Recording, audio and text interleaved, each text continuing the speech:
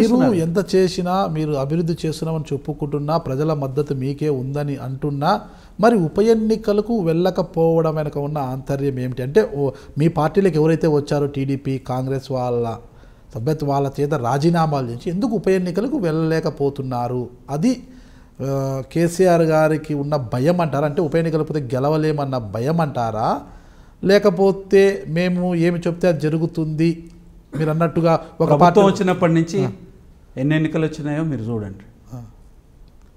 Municipal elections వచ్చినాయి, అవన్నీ కూడా ఏ ప్రభుత్వం అధికారంలో ఉంటే ఏ పార్టీ అధికారంలో ఉంటే ఆ పార్టీకి అనుకూలంగానే వస్తాయి. ఏమండి ప్రభుత్వం అధికారంలోకి వస్తే 100 సీట్లు వచ్చిన దృష్టాంతరం ఉందా? హైదరాబాద్ మున్సిపల్ కార్పొరేషన్లో 100 సీట్లు వచ్చినాయి.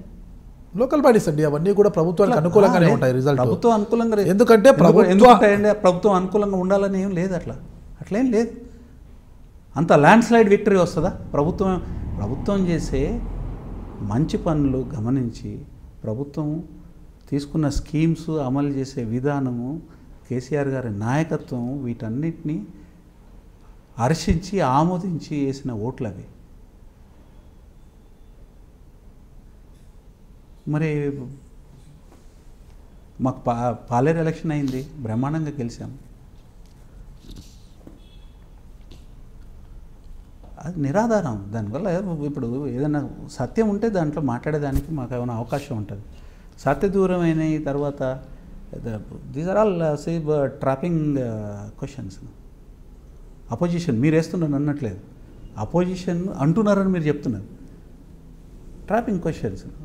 We need not fall into these things at all. అసలు ప్రజలు మాతో బలంగా ఉంది, కాంగ్రెస్ పార్టీ బలంగా ఉంది. టీడీపీలో ఉన్న రేవంత్ రెడ్డి గారు కూడా ఇప్పుడు కాంగ్రెస్ పార్టీలోకి వచ్చేసారు. కేసీఆర్ గారు పని అయిపోయింది. 2019 ఎన్నికల్లో కాంగ్రెస్దే అధికారంలోకి రాబోతుంది. 11 మంది ఉన్నారండి వాళ్ళకి నాయకులు, అంత సీఎం క్యాండిడేట్లు. వాళ్ళు క్లెయిమ్ చేసుకుంటారు. ఇంకొక 12 నాయకుని తెచ్చుకోవాల్సిన అవసరం ఉంది. 12 కృష్ణుడు అవసరమా మరి వాళ్ళకి? సార్ రేవంత్ రెడ్డి గారు ఎఫెక్ట్ ఎలా ఉంటుంది అనుకుంటారా మీరు కాంగ్రెస్లో? ఏముంటుందండి? ఏముంటుందండి? ఏముంటుంది? కాంగ్రెస్ బలంగా చాలా బలవంతులు మేము అనుకున్న వాళ్ళు రేవంత్ రెడ్డిని గారిని మేము బాహుబలిని తెచ్చుకుంటున్నామని వాళ్ళు బయట మాట్లాడినారు. బాహుబలియా ఏమో తెలియదు. ఏం చేశారండి రేవంత్ రెడ్డి గారు చెప్పండి అసలు? బాహుబలి వచ్చాడికి బల్లాల దేవుడు పరిస్థితి అయిపోయింది అంటున్నారు కదా. ప్రజలు చూపిస్తారు బాహుబలి ఎవరు. కేసీఆరే బాహుబలి ఈ రాష్ట్రానికి. 2019లో ప్రజామోదంతో బాహుబలి, ఇంకెవరు బాహుబలి కాదు. 2019లో ప్రజామోదంతో తిరిగి ప్రూడ్ తెలంగాణలో టీఆర్ఎస్ ప్రభుత్వమే వస్తుందని మీరు భావిస్తున్నారా? 100%. తిరిగి 20 ఏళ్ళ దాకా మేమే ఉంటాం. 20 ఏళ్ళ తర్వాత నేను ఊహించలేదు. ఎందుకంటే అప్పుడు ఏముంటుందో.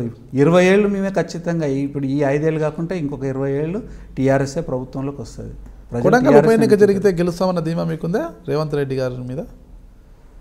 ముందుగా రిజైన్ చేయమనండి దమ్ముంటే. ఎవడన్నా రిజిగ్నేషన్ అట్లా ఇస్తాడా? రిజిగ్నేషన్ ఎవరికి ఇస్తారండి? స్పీకర్ గారికి ఇస్తారు. చంద్రబాబు నాయుడుకి ఇస్తాడంటే స్పీకర్ ఫార్మాట్లోనే చంద్రబాబు నాయుడు గారికి ఇచ్చానంటున్నాడు. స్పీకర్ ఫార్మాట్లో చంద్రబాబుకి ఇస్తే ఎట్లా లెక్క? చంద్రబాబు పంపిస్తే స్పీకర్ ఫార్మాట్ కాదు కదా. చంద్రబాబు కాదు కదా పంపించాల్సింది. ఎవరైతే ఎన్నికైన సభ్యుడు ఉండో ఆయన ఇవ్వాలి స్పీకర్ ఫార్మాట్లో. స్పీకర్ గారికి ఇవ్వాలని మీరు అంటారు. ఇదంతా జనాన్ని మోసం చేసేది. ఇదే చేస్తూ ఉన్నాడు, ఇన్ని సంవత్సరాల నుంచి ఇదే చేస్తూ ఉన్నాడు. మాటల గారడి, చేతల మోసం. మాటల గారడి చేసేది కేసీఆర్ గారు అని రేవంత్ రెడ్డి గారు విమర్శిస్తున్నారు కదా. కేసీఆర్ గారు చేసిందే చెప్తారు, చెప్పిందే చేస్తారు. చెయ్యంది ఏది చెప్పలేదు ఆయన. ఒకవేళ ఏదైనా మార్చుకోవాల్సిన పరిస్థితి వస్తే ముందు ప్రజల దగ్గర పోయి ఆమోదం తీసుకొని ఆ పని చేసినారు.